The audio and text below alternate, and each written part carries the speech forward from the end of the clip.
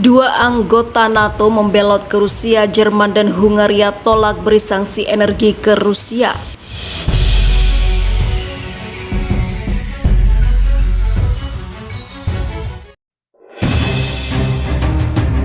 Hurrah!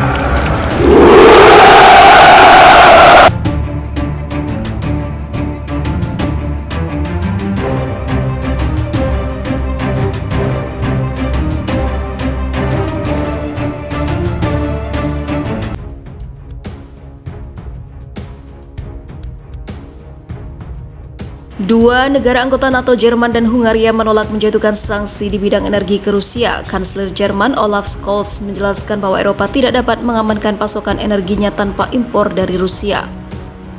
Anggota NATO lainnya mulai dari Uni Eropa, Amerika Serikat dan sekutu lainnya telah menerapkan sejumlah sanksi ke Rusia akibat melakukan operasi militer di Ukraina.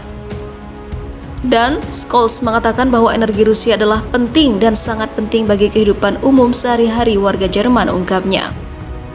Hal senada diungkapkan Menteri Keuangan Hungaria Mihály Varga. Ia mengatakan bahwa negaranya tidak akan menjadi bagian dari sanksi apapun terhadap energi Rusia. Hungaria berani membantah sanksi yang diberikan NATO terhadap Rusia. Dalam sebuah video yang dibagikan di Facebook, Varga juga menunjuk pada kerusakan substansial sanksi Rusia terhadap ekonomi Hungaria. Mereka yang meminta perluasan sanksi ingin rakyat Hungaria membayar harga perang, katanya. Sementara itu, Perdana Menteri Inggris Boris Johnson mengatakan belum memikirkan opsi sanksi energi terhadap Rusia. Kami harus mempertimbangkan bagaimana tak tergantung lagi pada hidrokarbon Rusia, minyak dan juga gas Rusia. Semua orang sedang melakukan hal yang sama, beberapa negara akan menemukannya lebih cepat dan lebih mudah daripada yang lain, ujarnya. Sebelumnya diketahui Menteri Luar Negeri Amerika Serikat Antony Blinken mengatakan bahwa Amerika Serikat dan sekutunya akan menerapkan larangan impor minyak dari Rusia.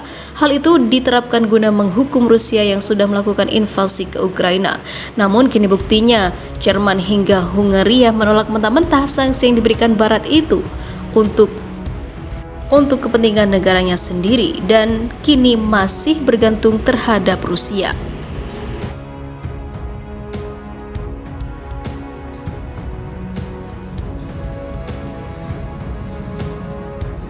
Putin tidak akan tunduk ke Barat, tegaskan tujuan Rusia di Ukraina akan tercapai. Presiden Vladimir Putin mengatakan Rusia akan mencapai tujuannya di Ukraina. Dia juga menegaskan bahwa Rusia tidak akan tunduk pada upaya Barat untuk mendominasi dunia dan memecah belah Rusia. Putin mengatakan Rusia siap membahas status netral untuk Ukraina selama 3 pekan perang Rusia-Ukraina. Ribuan orang telah tewas dan jutaan warga Ukraina mengungsi ke negeri lain. Dalam pidatonya kepada para gubernur dan menteri yang disiarkan pada Rabu, Putin mengakui sanksi Barat menyakitkan, namun dia bersikeras bahwa Rusia dapat menahan pukulan itu. Di masa mendatang, ada kemungkinan rezim pro-Nazi di Kiev bisa mendapatkan senjata pemusnah massal dan targetnya tentu saja Rusia, kata Putin seperti dilansir dari Al Jazeera Kamis 17 Maret. Putin juga kembali menyebutkan bahwa para pemimpin Ukraina yang terpilih secara demokratis adalah neo-Nazi yang bertekad melakukan genosida terhadap penutur bahasa Rusia di timur negara itu. Dia mengatakan negara-negara Barat ingin mengubah Rusia menjadi negara ketergantungan yang lemah, melanggar integritas teritorialnya dan memisahkan Rusia. Jika Barat berpikir bahwa Rusia akan runtuh atau mundur, mereka tidak tahu sejarah atau orang-orang kita, kata Putin. Di balik pembicaraan munafik dan tindakan hari ini yang disebut kolektif Barat adalah tujuan geopolitik yang permusuhan. Mereka tidak menginginkan Rusia yang kuat dan berdaulat. Perang Rusia-Ukraina menyebabkan lebih dari 3 juta orang menjadi pengungsi. Menurut perkiraan PBB, sekitar 726 warga sipil dipastikan tewas, namun jumlahnya diperkirakan lebih tinggi.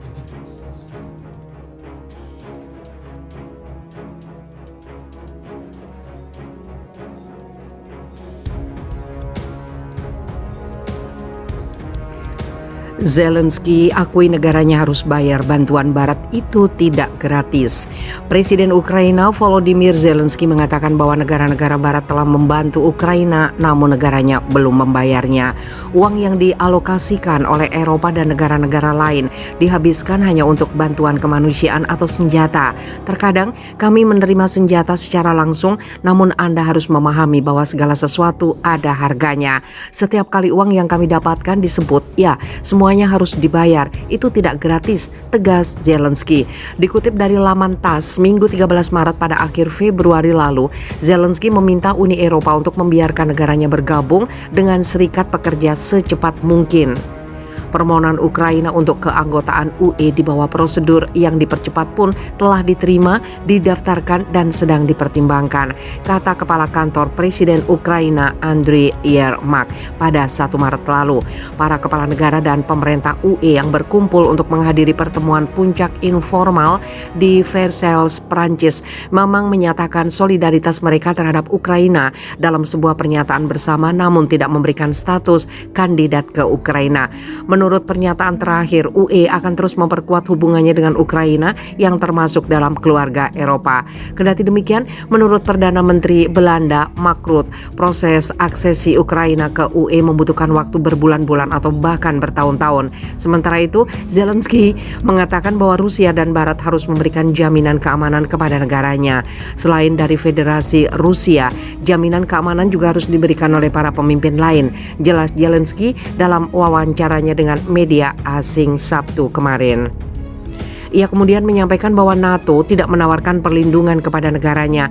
Yang kami butuhkan saat ini bukanlah kata-kata, tetapi jaminan keamanan dari negara dan serikat negara yang mampu menyediakannya. Kami tidak ingin mengobarkan perang lagi, kata Zelensky. Saat ini, kata dia, negosiasi antara Rusia dan Ukraina pun masih berlanjut. Kelompok negosiator Ukraina dan Rusia sedang mendiskusikan beberapa hal, papar Zelensky.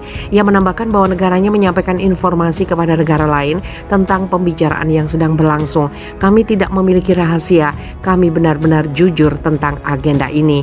Kami memberitahu para pemimpin tertentu tentang pertanyaan yang sedang dibahas oleh pihak Rusia dan Ukraina, pungkas Zelensky.